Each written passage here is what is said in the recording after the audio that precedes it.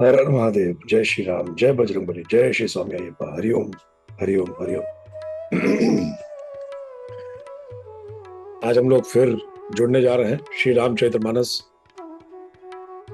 से एक बहुत सुंदर प्रेरणात्मक किस्से से।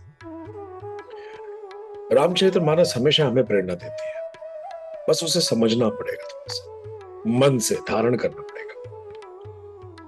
जब तक हम पुराने को क्रिटिसाइज नहीं करते, हम मॉडर्न नहीं कहलाते। ये आजकल एक ट्रेंड बन चुका है, ये आजकल स्वभाव बन चुका है।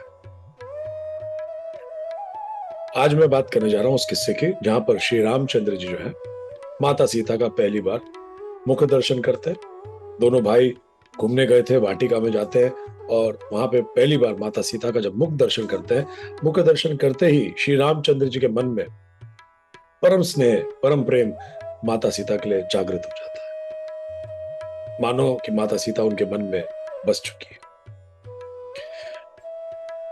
अपने भाई की ये स्थिति देखते हुए लक्ष्मण जी तो कहा जाता है जैसे उनकी परछाई थी, तो परछाई से क्या छुपा, क्या तन और क्या मन। लक्ष्मण जी कहते हैं कि भैया, आज पहली बार आपके मन को हम विचलित देख रहे हैं।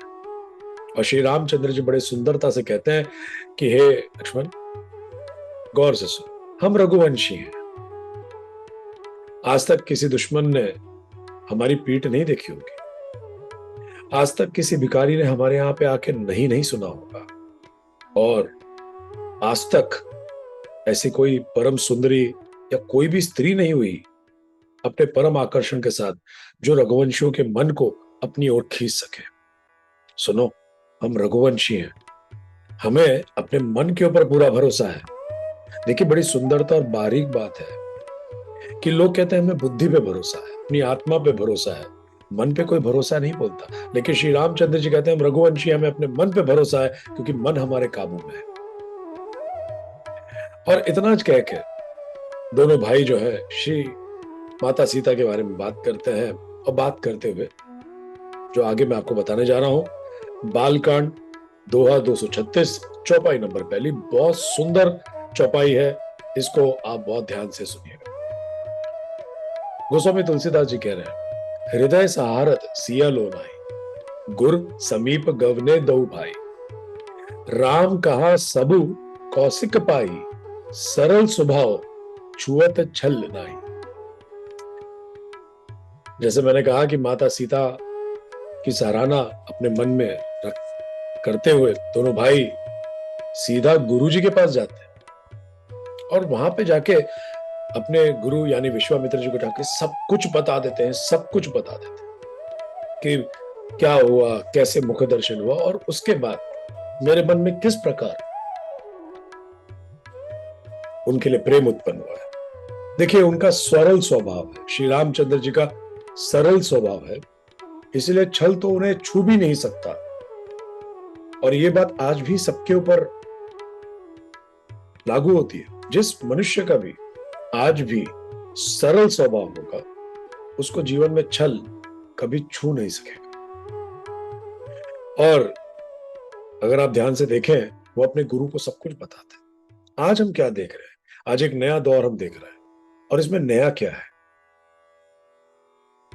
इस दौर के अंदर जब भी कोई नवयुवक नवयुवती को देखता है, प्रेम का भाव आता है।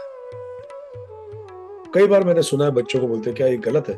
मैं कभी नहीं कहता कि प्रेम गलत है। अगर प्रेम सही है तो इसे निश्चिंत होके जाइए, अपने माता पिता के साथ बैठिए और बताइए कि मैं इसे प्रेम करता हूं या मैं इसे प्रेम करती हूं, इसमें क्या गलत है? अपने गुरु के पास जाइए, उनसे अपने दिल की बात रखिए। अगर त्रेता युग के अंदर किसी इंसान ने, किसी मनुष्य ने अपने गुरु को जाके ये बताया स्पष्ट रूप से कि मैं इनसे, इनके लिए सराहना रखता हूं, इनके लिए प्रेम मेरे मन में है, तो मैं आपको एक बात कह सकता हूं कि ये एक बहुत मजबूत मन जो होता है उसका स्वभाव है। जैसे कि आप ध्यान से सोचिए, अगर आपने किसी चीज को छुपा लिया, श्री रामचंद्र जी समझा रहे हैं कि अगर आपने मन में किसी चीज को छुपा लिया तो वो छल बन जाता है।